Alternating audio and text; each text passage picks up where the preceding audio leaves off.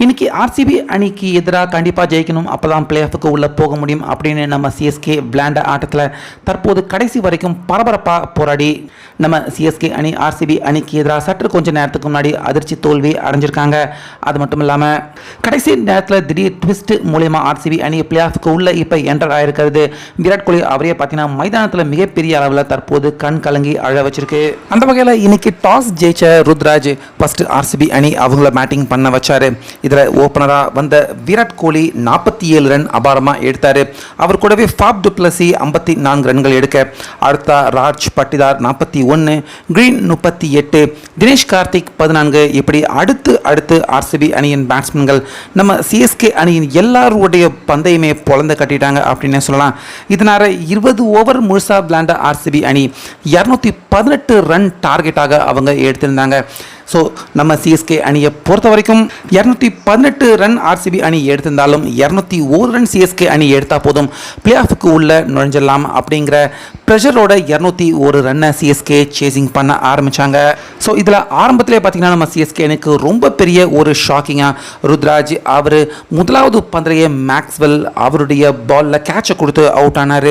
அதுக்கடுத்து டாரி மிச்சல் அவரும் 4 ரன்னுக்கு அவுட் ஆக, ரச்சின் ரஹானே 2 பேருமே பார்ட்னர்ஷிப் அபாரமாக போட்டு சிஎஸ்கே அணியை கிட்டத்தட்ட ஒரு 10வது ஓவர் வரைக்கும் நல்ல ரன் ஸ்கோர் செஞ்சு வெற்றியின் பாதைக்கு கொண்டு போனாங்க. ஆனாலுமே ரஹானே திடீர்னு 33 ரன்னுக்கு அவுட் ஆயிட்டாரு. அதுக்கப்புறமா சிவம் துபே உள்ள வர்றப்ப ஆர்சிபி அணி பக்கம் ஸ்பின் பவுலர்கள் வீசிக்கிட்டு இருந்தாங்க. சிவம் துபே சிக்ஸர் மழையை பொழிய போறாரு அப்படின்னு பார்த்தா தொடர்ந்து இன்னும் சிவம் துபே அவர்கிட்ட தடுமாற்றமான பேட்டிங் இருந்தது. 15 பந்து விளையாண்டு 7 ரன் மட்டும் தான் எடுத்தார். ஒரு 4 ஒரு 6 கூட அடிக்கல. அது மட்டும் இல்லாமல் சிவம் துபே அவுட் ஆகிறதுக்கு முன்னாடி ரச்சின் அவரையும் ரன் அவுட் ஆகும் விதமாக ரன் அவுட் ஆகிட்டாரு. ஸோ இது ரொம்ப பெரிய ஒரு அடி திருப்பு முனையாக சிஎஸ்கே அணிக்கு இந்த மேட்ச்ல அமைஞ்சுது.